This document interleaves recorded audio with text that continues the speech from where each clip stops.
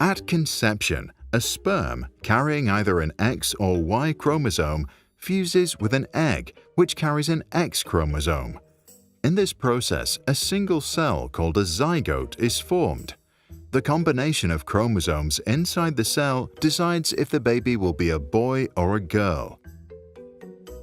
An X and a Y chromosome create a male, and two X a female. Around 1 in 5,000 of us happen to get a different chromosome combination.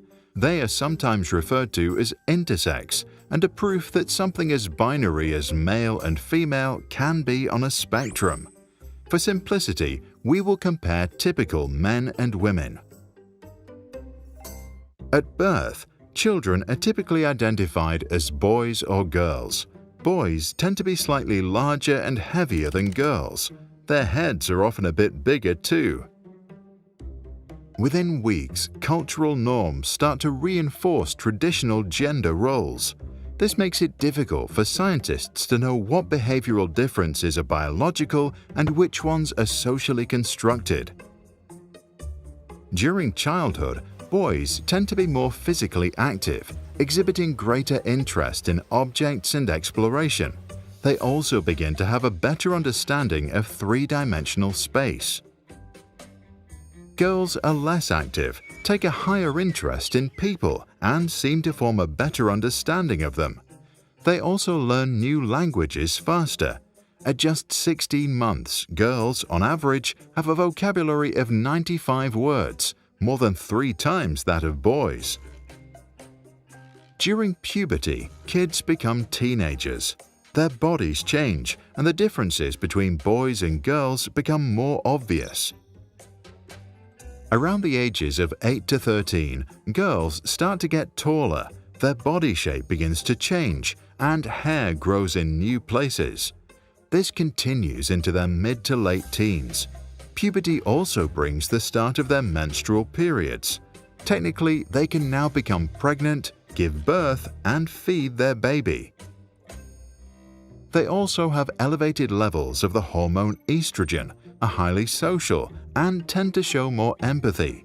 Physically not as strong as their male counterparts, they exhibit a greater capacity to endure pain and can rival men in ultra-endurance runs.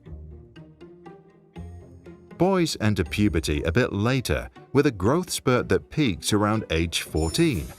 They develop more muscle mass, body hair, and a larger Adam's apple, which gives them a deeper voice that can intimidate some and attract others. Boys also produce more testosterone and develop a higher aggression potential.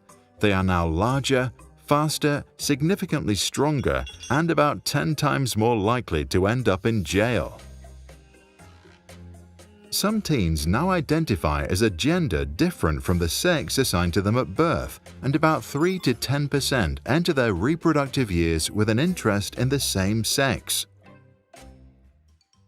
During their reproductive years and until their mid-30s, both sexes are typically very good at making babies, but they face 2 very different risks. Men can technically make a baby in minutes.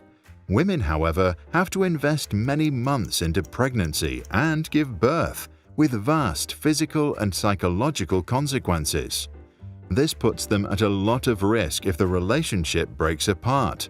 However, they do have one advantage. Once the newborn arrives, mothers can be certain that the infant is theirs. A father that loves and cares for a child risks finding out it is not his. And depending on the culture, 1 to 10% do unknowingly raise another man's child. So what's mama's baby is papa's maybe. A woman's anxiety about becoming a mother with no help supporting the family and a man's fear of paternal fraud is said to create some very different concerns about cheating. One theory hence suggests that men tend to worry more about sexual infidelity. They want to make sure they're raising the child they fathered. Women typically get more jealous when they feel emotionally betrayed. They worry that precious family resources are shared with someone else. In mid-adulthood, men and women begin to lose some of their ability to make babies. If we study fertility by age, we see that women's fertility drops from their early 30s, and by their 40s, chances of getting pregnant naturally are slim. Around their 50s, they enter menopause and their periods stop. Men remain reproductive much longer, but from age 35, the chance of producing a faulty sperm cell increases exponentially with each passing year. As they reach late adulthood, women live longer.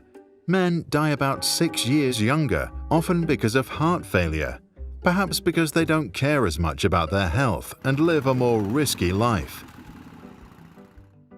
What do you think? How do sex differences influence our society, and how does society influence them? And should we create laws and regulations to purposefully reduce the differences? Share your thoughts and comments below. If you like this video and want us to make more, subscribe to our channel or support us on Patreon.